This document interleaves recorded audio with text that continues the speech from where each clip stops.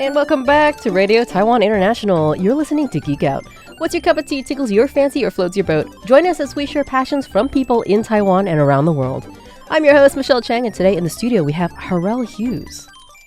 What are we geeking out about today? Michelle, thanks so much for having me on. Of course. I think today we should geek out about the ocean. Yes. Because I think the ocean is just the coolest thing in the world, the coolest place in the world. Absolutely. There we have a very mutual love. I love that. I honestly, I really appreciate that because a lot of people don't appreciate the ocean or I understand a fear of the ocean. Yeah, okay. Everyone should have a healthy fear of the ocean because we are but little land monkeys. And sometimes we're in the ocean and we don't understand that we're stepping into somebody else's house. Mm-hmm. And if you were, like, for example, trespassing in somebody else's house, you would expect perhaps something may or may not happen to you there, but not to assume safety. Yes. And that's something that I think is not understood by a lot of people. Absolutely. And people also need to respect the ocean. Yes. And I mean that obviously by taking care of it. Oh, yeah. But also when you're in the currents, the ocean is strong. So I respect the ocean. A healthy fear and respect. Yes. Respect that's of the ocean. line. Now, I want to get started from the beginning, though. Oh, gosh. Like, you say you love the ocean. When did you start loving the ocean? Oh, man, that's a great question. I don't know if I can recall, ever specifically. Like, were you a little kid? Yeah, Okay. I mean, honestly, I love to travel like so many people, and I attribute that a lot to watching the Travel Channel as a kid, which I'm not sure if other countries have that, but in the U.S., it's Travel Channel. Yeah. And growing up watching, of course, underwater exploration. I mean, Shark Week, which I think that's Discovery Channel. Yeah, sure. But, I think everybody's kind of jumping on the bandwagon with Shark Week. Oh, everyone loves Shark. We used to have a group watch during high school or something. Yeah, exactly. It's Shark Week, it's Shark Week. But seeing travel, and then I think it's just grown over the years, especially seeing how entire communities are built around oceans, which I think is just so amazing. Magical. Oh, it's just fantastic. Yeah. And then, how lucky are we that we get to experience that and go visit that? Oh, I was a child when my parents took me to the library once a week, which I very much appreciate because a lot of parents don't nurture a love of learning that way. And I remember I was frequently in the nonfiction section and always in the marine biology books area. The best. Right? All those, you start off with the picture books of shark species and then what all they'll look like, and it's very cool. And then I graduated up towards something that was a little bit more complex, I guess. But I lived in California when I was a little kid. And if anyone knows what the Californian ocean feels like, it's freezing. Oh, gosh. That water's coming down from the Arctic. You can only get knee deep without a wetsuit. Gosh. See, I grew up in Chicago. Oh. So Lake Michigan is freezing. It's freezing. Oh, man, it's so cold. Even in the summertime, it'll be 100 Fahrenheit, 34 degrees Celsius. Roughly. Something like that. Yeah. And you go in the lake and it's freezing. It's freezing. Yeah. Right. So I never, even though I didn't know how to swim very well, I never was really in the ocean until I moved here to Taiwan. Oh, interesting. In high school. And then we actually took trips to Thailand. And I experienced, it's like a calendar. That was my first thought. It's this looks like a calendar. You're like, this can't be real. I'm in a postcard right now. Right? It's not real. And it totally is real. There are places in the world that are so beautiful. Yep. So I actually lived in the Caribbean for 3 years. Oh my God, where? And I was in the Dominican Republic. Okay. Yeah. And just the most beautiful, and especially if you're not in Punta Cana. I'm kind of a hater of Punta Cana. Okay. That's the main tourist area. Too many people. Too many people. The beaches are they're all right, but they're not that good. But if you go towards the Haitian border, way less people and just the most turquoise, gorgeous water and just fantastic. That's kind of the trend, though. It's the more people, the worse the environment. And it's really sad. It's really sad. And then the more people destroy the reefs, they destroy the water, the beaches. They're kind of crappy to the people who live around there. It's just all around not very good. Yeah. You mentioned that you did a lot of different ocean sports. Is that where you learned how to surf? A bit of a backstory, I guess. Okay. I also I've lived in a couple countries now. Okay. Many of them right on the ocean, which is just fantastic and extremely diverse. So my first time surfing was in Australia. Oh, of course. Yeah, of course. And that was 2013. But I actually lived in an area on the Gold Coast, literally called Surfer's Paradise. Oh, perfect. It was fantastic, but it was also very big rough waves for, a lot of pros went there, a lot of really good surfers went there. Yeah, that's not like snorkel water. That's not for me as a beginner baby on my 10-foot board, And also a bit scary about Surfers Paradise is there's a lot of bull sharks. Yes. And we know that they are very aggressive. I mean, there are, I think there's a list of 5 biters. I'm not going to say man-eaters because they don't eat people. They mistakenly bite someone and say, "Oh crap, my bad." That was the wrong leg. Yes, I'm so sorry. And then they swim off. But unfortunately, people are critically injured. They are. Well, also what was scary about Surfers Paradise is there are canals that go in and they turn to freshwater. Yes. And bull sharks can go in do salt that. and freshwater. Yeah. So people don't expect them in freshwater. You don't expect them. And then they, the people who live there would always warn us foreigners and say, don't swim in the canals. Don't put your dogs in there. They would eat horses in there, like people's dogs. Oh, dang. So it was also a bit frightening to surf in that area. Today, there are a lot of drone operators just everywhere at this point, and we're getting a lot of footage of aerial views of beaches. And it's actually really eye-opening how often there are sharks swimming in waters with plenty of people. Just all around you. The thing is, they were always there. Only today are we seeing it because of the drone operators being, so everywhere. That's crazy. Right? I love that. But here's what it is. There's always a shark at the beach. There always is. Just assume that. But do they always bite people? No. Of course not. Of course not. No. Those are rare incidents. I believe there's more people who die from falling coconuts than shark attacks. Oh, I think there's a funny statistic of like you're more likely to be bitten by someone in New York City than you are bitten by a shark, or like spit on, or some statistic like that. Like, Accurate. Okay, can we talk about sharks? Because I love sharks. Yes, me too. Oh my gosh. That was my thing when I was a kid. Oh my God, I think sharks are the coolest, and I also think the most misunderstood, and it really makes me angry. So I love that we're shifting into shark territory. Yes, I forget exactly which TV special on Shark Week it was or something, but one of the biologists was talking about how if you went to, for example, Africa, and you went on a safari, and you went to go look at big cats, they warn you never to stand up, quote, separate yourself from the vehicle and identify yourself as a prey item. Then the predators in the area would recognize you as possible prey, right? This is kind of the thing. Whereas with sharks, if they see you in the water, clearly, if the water is clear, they come up and they take a look. They recognize that you are not prey, and they generally will swim away. Absolutely. Right? They are not malicious, predatory, aggressive animals. They really aren't. No, they're really not. I was actually on a liveaboard in the Maldives. Me too, just recently. Oh my gosh, recently? Yeah, I was in March. Oh gosh, I was almost 2 years ago now. Yay. It was in November. Yeah. But it was fantastic. But this was a controversial take on my liveaboard. But I strongly believe that sharks are like the cats of the ocean. Because they're extremely curious. Yeah. They pretend not to care about you. Nope. But they're always around looking at you and checking you out. And then when you give them the attention, they kind of like swim away. Yeah, it's like a cat, you're trying to like come closer. And they're just like, no, I don't want to, No, I don't want to at all. And then you turn away and then they're a little bit closer. And like, then they're right there. They're just checking you out. I think they're so cute. You can see their eyeballs, by the way. Yeah, they come right up to you. Yeah. Okay, so we are both scuba divers. Yep. Just to clarify, the shark tank in the Maldives is a kind of a controversial site. Oh, yes. I actually did not enjoy that dive at all. Just to explain to listeners why it is controversial is because a lot of operators will feed at that location. Yeah. It's off Hulhumale. Yeah, thank you. Man, I'm so sorry. It's a hard name. It's okay. It's a hard name. It's a hard name. Hulhumale Island. And there's a fish market or seafood market there, and they kind of dump a lot of their waste into the ocean, which is organic waste. Yeah, I'm fine with that. Fine with that part. And only recently have they discovered that a lot of sharks have gathered in the area. And we're talking apex predator size. So we're talking like 5, 6, 7, 8 feet sharks. Oh yeah, they're big. They're big. Yeah. And a varied assortment of species. So what did you see? We saw a couple. There were a lot more stingrays. Yeah, tons of stingrays. Yeah, probably like 400 or 500 stingrays. We checked off hammers. We saw one hammer. Yeah, there was a scalloped hammer. There were tiger sharks galore. Yeah, we saw one tiger shark. Lots of bull. Lot of, what do they call it? Sickle-finned lemon sharks or something? Is that the one that looks like the guitar? Oh, no, those are guitar sharks. Oh, duh. And a butt ton of rays. Oh, God. I don't mess with stingrays. I respect stingrays. Yeah. The whole point is you don't mess with anything. Yeah. Well, something kills Steve Irwin. I'm not going to. Freak accident. Poor guy. I know. Oh. Amazing. But, I'm like, sharks are one thing. I love sharks, but stingrays make me nervous.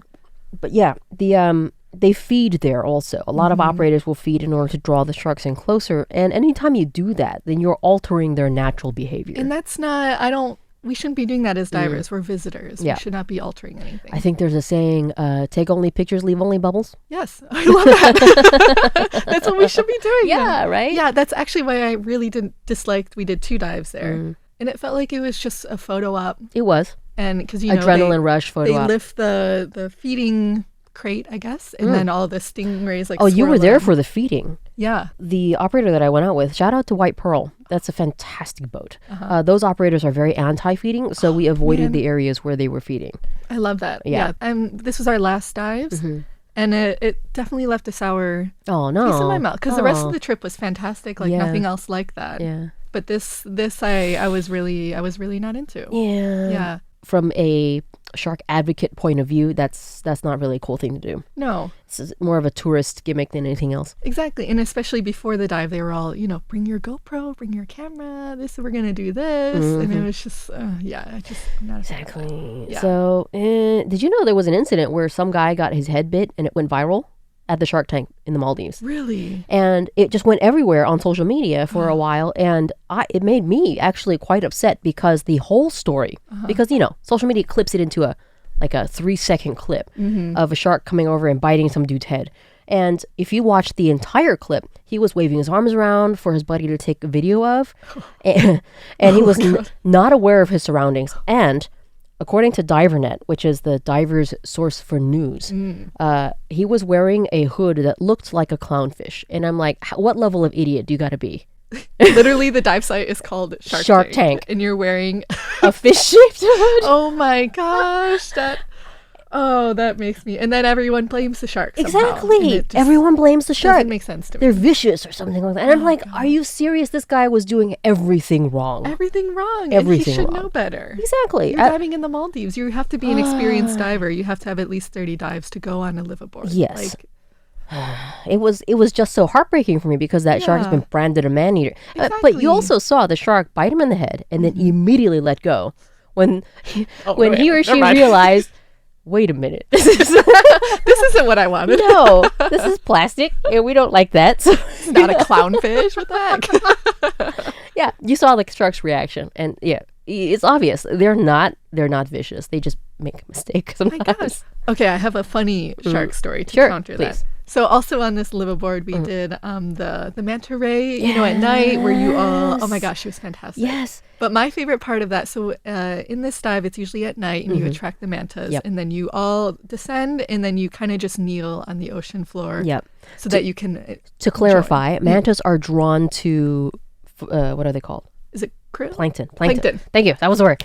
Yes, they're drawn to plankton, which are drawn to light. Yes. So it's good to do this at night. Yes. And put the big lights on to attract the plankton, and then hopefully you attract the manta. Yes. Maybe a whale shark if you're lucky. Please tell me about it. Oh gosh. Well, we were all kneeling in this circle. There's probably like 3 massive mantas. They're massive. Oh my God, they're swooping around us. They kind of like hit you in the head a few times. They're just fantastic. Please hit me in the head, manta. I got swiped so many times and was like loving it. Yes. I'm like, these mantas. Abuse me. I love it. Hit me, please. Like blessing me. Yeah. Don't touch other things, but they're technically allowed to touch you. You can touch me. It's like I'm just here with my hands crossed, that's what you're supposed to do. This little reef shark, I think it was a black tip reef shark, which they're so cute. They're so cute. And the little, how cute they are. But this one was pregnant. And you can tell that, she's a bit bigger in the belly. Chunky. So she comes right into the middle of the circle and stops right in front of me. And is just kind of looking at me. And I was like, what? Like, what do you want? And she's just looking at me as if to say, like, are you going to move out of my way? Like, I'm pregnant. And we're just kind of looking at each other. And the guy next to me is kind of like starting to move away. But I was like, it's a little, like, come on. It's a cute little pregnant reef shark. Just demanding the right of way. Yeah. She's like, get out of my way. I'm pregnant. Yeah. And then she just swims right into me. Into you. She like bumped my chest as if to try and push me out of the way. Exactly. It's so disrespectful. So see what I mean? A cat would do that. You're right. She was a little kitty cat telling me to get out my way. You're being disrespectful to a pregnant woman. Oh, and I thought that was the coolest thing in the world. I was also touched by a shark. So, right. Oh. See how cute they are. They're adorable. Yeah. One of my favorites are big nurse sharks. They're giant puppies. Oh, They are. They are. I love them. Yeah. Oh God. And you get to swim with them, and they're just chilling. Docile. They're just, hanging out, going about their day and like lazily like lying on the sand or whatever, and people don't see them this way. Yeah, they only see those scary videos. They only see Shark Week videos. Yeah. And there's also Ocean Ramsey just put out that Netflix documentary. I forget what it's called. Oh.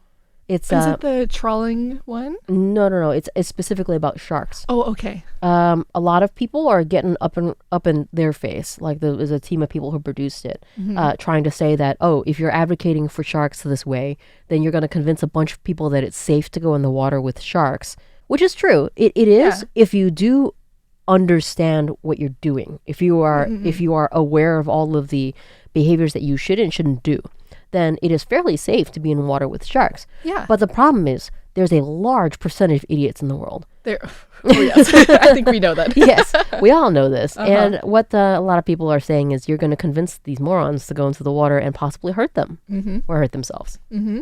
And it's just, come on. Why is it so controversial? Well, I also think it's how our social media is built and these videos that go viral. True. People don't want to see a cute shark like just swimming by. They want to see like a scary attack, or they want to see something. And that's also what like the algorithm pushes to people. Yeah. So it kind of is just this circle of like what people want to see, and then what the algorithm's like, oh, you want to see that? I'm going to keep pushing these scary attacks. Yeah. And it's like, no, there's plenty of evidence out there of really cute sharks and them just living, and we're visitors in their environment. In their living room is all. Oh my gosh, it drives me crazy. But we're not just here to talk about sharks. We're also here to talk about, all of our ocean adventures all around the world. Oh yes, I love ocean. You've been a lot of places. So you've lived in the DR. And where else? That you've mentioned many places that have ocean stuff. Australia. Surfer's paradise. Yes. And then I lived in Peru for 2 years. Oh. So Peru's not super well known for diving, I will say. There's not reefs around there, but that's where I surfed a lot. Yes. Yeah. So I was in Lima, and then, a 5-10 minute walk to the beach was fantastic. And that was the first time I actually took lessons because I wanted to do well at surfing. Yeah. Because before in Australia, I was just kind of like messing screwing around on a board, like hanging out. But then when I was in Peru, I was like, no, I actually want to learn and get better. Yes. So I had my surf coach and my friends. It was like a group of like lady surfers, and we would go every weekend. Oh, that's so awesome. And like Peru is just fantastic for surfing. Yes, women surfers. We technically have a lower center of gravity, so it should be easier for women to surf, should we not? We're just better. We're better, just saying. Obviously. Not me personally. I am extremely clumsy. So I tried it. Not for me. Well, also it's hard because so when I lived in Peru, I went, all the time. Sometimes before work, I would go in the morning. It was so great. And I got pretty good pretty fast. Yeah. But then I've lived here for like 3 years now. And the beach is like an hour away, a bit more. Yeah. So I definitely haven't been going as often. And then it just sucks to lose those skills. Yeah. Yeah. You never completely forget the skills, kind of like, riding a bike. But you do get rusty. Yeah. Even in January this past year, I went to Indonesia for a week just to go surfing. Yes. Where in Indonesia? It's near Bali, but it's this island called Lombok. Yes, Lombok Island. Yeah. Have also, no, on the other side for diving. Mm-hmm. It's got one shore for surfing and the other Yeah. Uh-huh. But I went I was just going surfing. I did like a week-long surf camp. Surfing kind of works where as you improve, you can go down to smaller boards. So the first day, the coach was like, let's put you on the 10-foot, which is, it's for beginners. It's like a floaty board. I don't know this, so thank you for explaining. Oh, it's made out of styrofoam. Like if you go to the beach right now, they'll give you an SUP. a 10-foot. They'll give you an SUP board, which I understand. It's lighter. Yeah. If you get hit in the head, it doesn't hurt as much. Right. Like, it's great. But the first day, I was like, oh, I'm on a 10-foot board. But then the second day, they were like, okay, we can move you down to like the 8-foot, or even like the 7 is what I used to use. So then it was nice to like get down to that. Mm-hmm. But those few days, and then also the waves there are no joke. Oh, so more akin to the Australian ones that you remember. Yes, absolutely. See the set coming, you choose your wave. But then there were probably like 5 waves in the sets there, where the beach that I was at. So let's say you wipe out on the second wave. Then you have 3 more giant waves coming, just destroying you. Washing machine.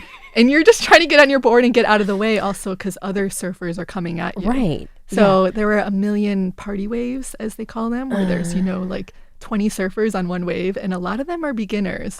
Not saying that I'm a pro or anything, but a lot of them, it was people's first time. It is really impressive watching surfers try to dodge each other. Oh man, right? It's so scary. It's scary. But also, like, if you've been surfing for a bit, you can kind of turn, you know, you can kind of maneuver. But beginners, they're just flying wherever the wave takes them. Yeah, and I don't want to, like, it's not their fault. They're trying to learn, just like we're all trying to learn. But it's also, it can be quite dangerous. That particular sport, of course, has a pretty steep learning curve. Oh, absolutely. But also a set of is not rules. It's like etiquette, like where you should and shouldn't be in the water in relation to safety. Absolutely. Yeah. And then a lot of these areas also, if you get a surf coach, they're the ones steering you and pushing you on the wave. Right. But sometimes they just push beginners into other surfers. Oh no. Because they're like, whatever, I'm teaching this person and I'm going to get them up on the wave. Yep. But then they're pushing them into other people who are surfing. So there was sometimes like tension in the water and just, sometimes I was like, I would rather have it less crowded, you know, like I would get out of here. Yeah, but it was really nice, but it also destroyed me. I had so many bruises and sunburn and like a little cut on my head. Oh, no. And but it was really fun. I highly recommend it. Okay, it's good. Okay, so listeners, we are coming up on a time limit here, which is hilarious because both Herel and I are so passionate about the ocean. It's the best place in the world. It's the best place in the world. So we're actually going to do 2 episodes. Tune in next week for more. We're going to talk about more scuba diving. We're going to talk about different dive locations that have been spectacular and what we've seen at them. So yeah, thank you so much for getting out with me today. Woohoo! If listeners are looking for you, how do they find you? You can find me, Herel Hughes, on Twitter, Instagram, anything like that. Hey. Herel Hughes, Herel. Yes, thank you for clarifying. Yes. Hughes, Hughes. Yeah. Perfect. Excellent. All right. Thanks for tuning in to Radio Taiwan International. I'm Michelle Chang, and we'll be back next Thursday with another episode of Geek Out. Bye. So for Herel's song choice for her first episode, here's Bad Bunny with Moscow Mule.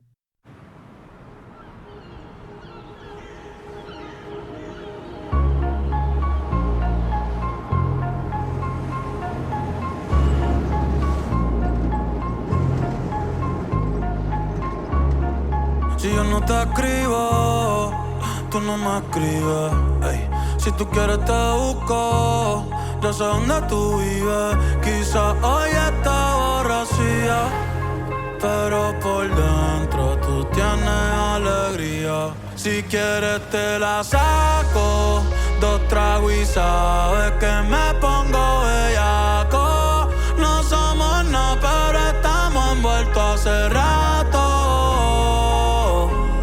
WhatsApp sin el retrato, no guarda mi contacto, pero se la saco, 2 tragos y sabes que me pongo bellaco. No somos nada, pero estamos envueltos hace rato.